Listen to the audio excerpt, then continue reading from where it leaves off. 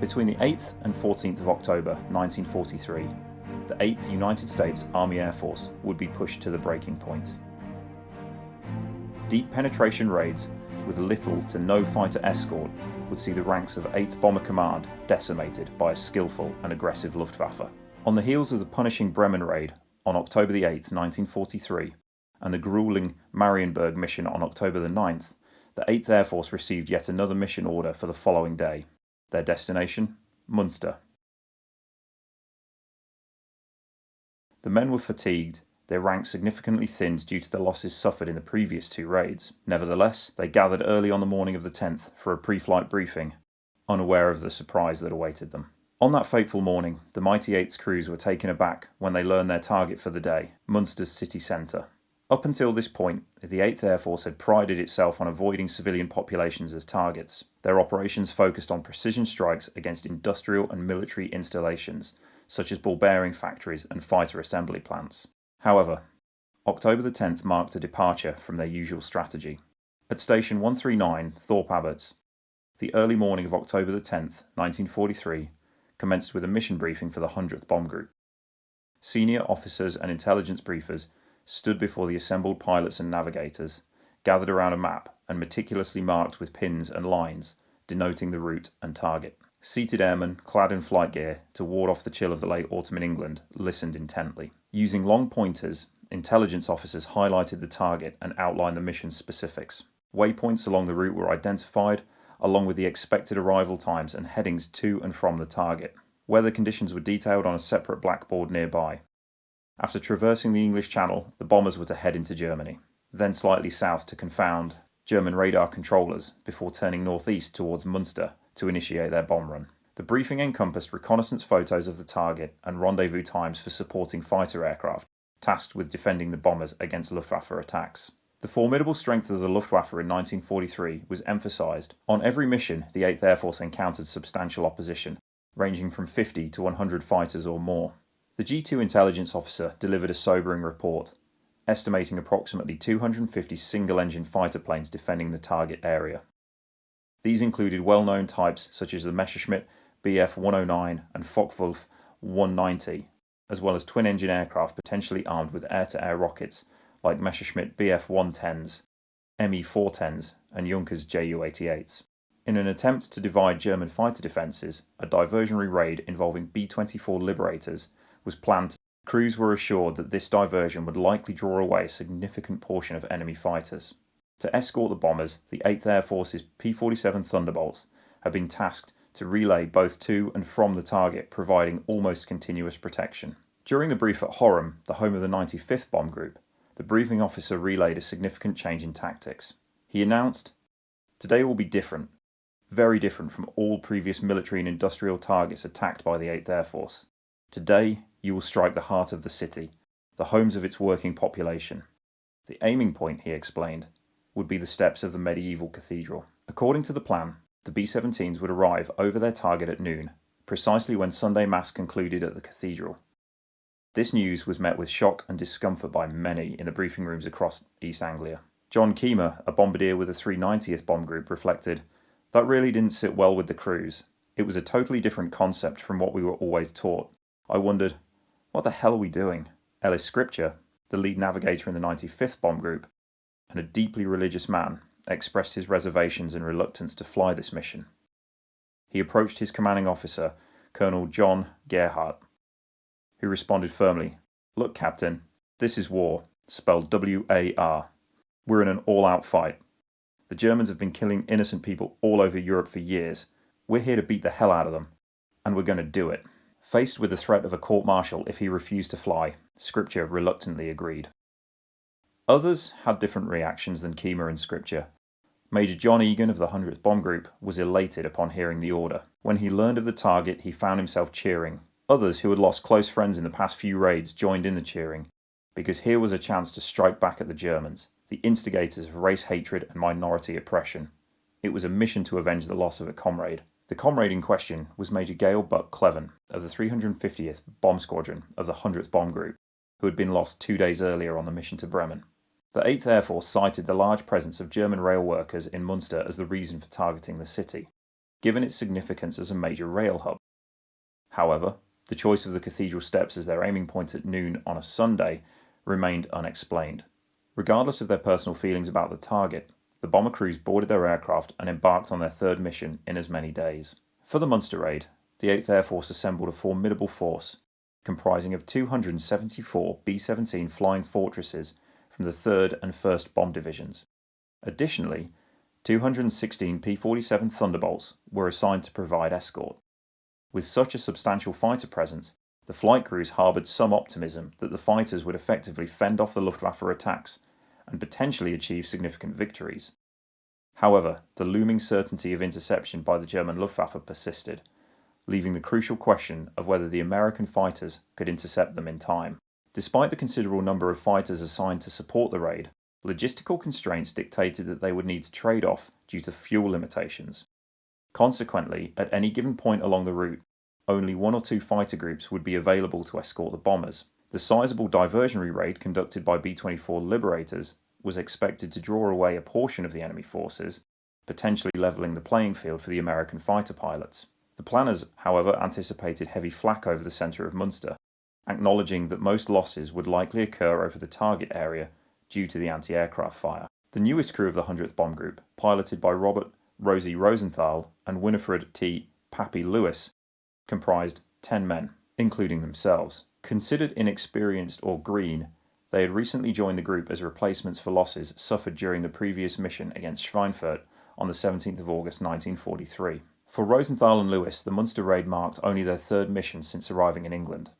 Their previous 2 raids, targeting Bremen on October the 8th and Marienburg on October the 9th, had been flown over consecutive days. Thus, the morning on October the 10th found them embarking on their 3rd consecutive mission, signifying a challenging start to what promised to be a perilous tour of duty. Rosenthal and Lewis, along with their crew, found themselves flying the B-17 Flying Fortress Royal Flush for the Munster Raid.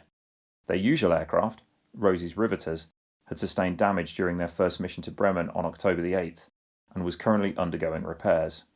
Having flown Royal Flush the day before to Marienburg and returning without any issues, they trusted the aircraft's reliability despite it not being their usual plane. Prior to reaching the Dutch coast, several bombers from the 3 groups of the 13th Combat Bombardment Wing aborted the mission due to engine problems and other issues. Not unexpected given the consecutive mission days, those planes and crews that turned back were fortunate.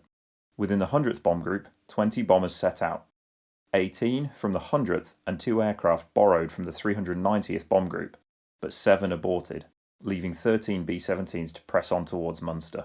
The expectation that a significant portion of the Luftwaffe's fighters would engage the diversionary raid by the B-24s proved futile. Due to weather complications and other issues, the diversionary mission was either abandoned or significantly reduced. Consequently, the German radar operators and air defence controllers directed their full attention to the primary attack, a single bomber stream heading directly towards Munster. Meanwhile, adverse weather conditions kept much of the scheduled fighter escort grounded. Despite this, the 13th Combat Bombardment Wing bombers proceeded toward the target, unaware of the limited fighter escort available to them.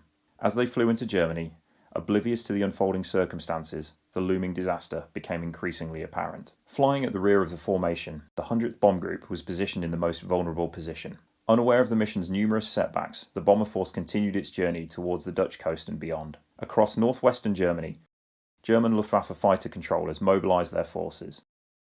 Pilots prepared their planes meticulously, ensuring full fuel tanks, loaded rockets and ammunition for every gun. As the bombers crossed the Dutch coast, the German aircraft took off in droves, ascending to altitude and forming up for the impending attack. Leading the 3rd Bomb Division's 13th Combat Bomb Wing was John K. Gerhardt, commanding officer of the 95th Bomb Group, in B-17, the Zoot Suiters. Behind Gerhardt's 95th Bomb Group followed the 390th Bomb Group and the 100th Bomb Group, led by Major Egan and John Brady, flying in B-17, Mademoiselle Zigzag. As the B-17s neared the Ruhr, the lead units of the 3rd Air Division, specifically the 13th Combat Wing, witnessed a daunting sight. 200 to 250 German aircraft had amassed to intercept the American heavy bombers. Rodney Snow, a member of the 95th Bomb Group, vividly recalled, "The enemy fighters were concentrated in numbers beyond anything we'd encountered during my crew's 20 previous missions. Waves of German aircraft conducted head-on attacks, first targeting the low group in the formation, the 100th Bomb Group. These enemy planes flew so close that American airmen could see the scarves around the enemy pilots' necks. Despite the B-17's defensive fire, it appeared ineffectual against the relentless enemy onslaught. Captain Frank Murphy, a member of the 100th Bomb Group, recounted, "The fighters approached at astonishing closing speeds, showing complete disregard for the defensive gunfire of our aircraft. Their wingtips sparkled as they fired, and exploding cannon shells tore through our formation. Enemy aircraft repeatedly attacked the 100th formation, resulting in smoking B-17s, marked with a distinctive square D on their tails, plummeting earthwards, their crews struggling to escape the doomed planes." Major John Egan, the 100th's commanding pilot, who had earlier expressed enthusiasm for the Munster mission, now admitted, "It was evident that we were in serious trouble." Brady, piloting the aircraft Egan was on, found it increasingly difficult to keep the plane airborne. In a moment of decision, Egan and Brady headed towards the bomb bay to bail out. Egan recounted their debate, saying, "We argued about who should jump first. I told Brady to go ahead, as I was the senior man, but he insisted I go first since it was his crew. Just then, a row of neat, evenly spaced holes appeared just below our feet along the entire length of the bomb bay door. I said, 'I'll see you later, Brady,' and I jumped, pulling the ripcord as I passed the bull turret." The 100th Bomb Group was suffering severe losses, and the entire 3rd Bomb Division was enduring a brutal onslaught even before reaching the target. Approaching Munster's city centre, the anti-aircraft defences unleashed a barrage of heavy flak. Most of the enemy fighters veered away as the flak homed in on the B-17's altitude and range. Nevertheless, accurate enemy fire took a heavy toll on the bombers. Although not as intense as the flak over Bremen, Munster's anti-aircraft fire initially seemed more precise. Holes appeared in aircraft throughout the formation as the heavy bombers opened their bomb bay doors. With no enemy fighters in the vicinity, Sergeant Lauren Darling, a waist gunner aboard Royal Flush, navigated the open bomb bay using the narrow catwalk to check on pilots, Rosie Rosenthal and Pappy Lewis. Peering up into the cockpit from behind, he surveyed the sky through the windshield.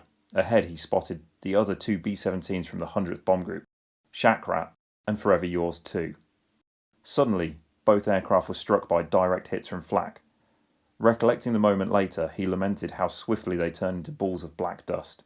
Despite their bomb bay doors being open, prepared to release 12 500-pound high-explosive bombs, they were lost in an instant.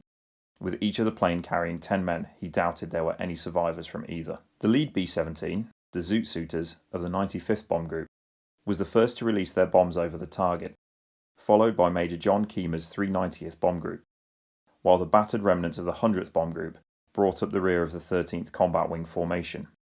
Only 6 of the 13 B-17s that had initially formed the 100th group remained. The attack inflicted severe damage on Munster's city centre, causing extensive destruction to the cathedral and igniting fires that continued to burn for days after the raid. Civilian casualties were estimated to exceed 700.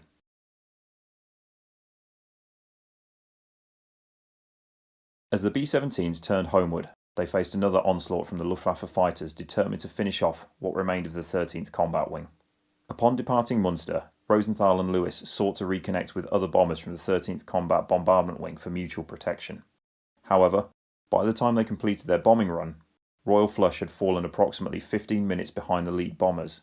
Despite spotting formations a few minutes ahead, the speed discrepancy meant they were already between 15 and 50 miles away, almost out of sight and impossible to catch up with due to the loss of 2 engines. Scanning the skies, they found no other aircraft, as if the skies had suddenly cleared. However, rejoining the 13th Combat Bombardment Wing wouldn't have provided much protection, as German fighters resumed their attacks on the formation, resulting in numerous casualties. The 390th Bomb Group lost 8 aircraft, nearly half of its group, and the 95th lost 5. The rest of the 3rd Bomb Division suffered additional 4 losses, with most surviving planes heavily damaged. Facing dozens of attacking Luftwaffe fighters alone, Royal Flush became an easy target, trailing black smoke and losing altitude steadily. Rosenthal and Lewis initiated defensive manoeuvres, violently banking the B-17 to evade attackers, catching the Germans off guard. Despite the severe manoeuvres making it difficult for waist gunners to maintain position, they fired back as the Germans attacked from behind. Sergeant Bill de Blasio, the tail gunner,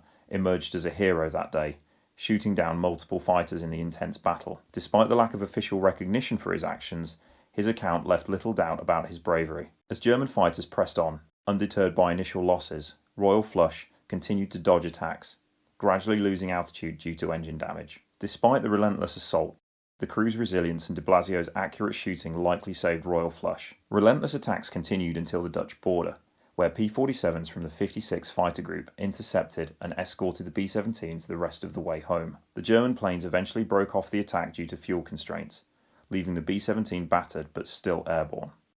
The crew discarded excess weight to reduce descent rate and made it back to England, although the situation remained desperate. Upon landing at Thorpe Abbotts, the crew received medical attention, and Sergeant de Blasio recounted the end of the mission, highlighting the physical and emotional toll of the harrowing ordeal. Sergeants Schaefer and Darling, the two waist gunners, were awarded the Silver Star and Purple Heart for their bravery and injuries sustained during the mission. The 13th Combat Bombardment Wing had suffered devastating losses, with 25 of its aircraft lost on that fateful day. However, the losses incurred by the Bloody Hundredth were the most profound. Of the 13 aircraft that had departed from Thorpe Abbotts that morning, only Rosie's plane and crew made it home. Rosenthal hurriedly headed for the debriefing, asking another officer who hadn't flown that day, "Are they all this brutal?" As the sole surviving pilot from the 100th sortie, Rosenthal reported the day's events to the 3rd Bomb Division's headquarters the following day. Lieutenant William Goldenberg of the 388th Bomb Group remembered, "The room fell utterly silent for a good half-minute. You could have heard a pin drop." October the 10th, 1943 left an indelible mark on all who participated. The Munster Raid concluded the bloodiest 3 days in the history of the 8th Air Force up to that point. 88 B-17s had been lost in those 3 days, along with nearly 900 men. Weather conditions and attrition forced the 8th to stand down for the next 4 days, and when they resumed their missions on October the 14th, they faced an even graver challenge than Munster. The men of the 8th Air Force were about to confront Schweinfurt for a second time,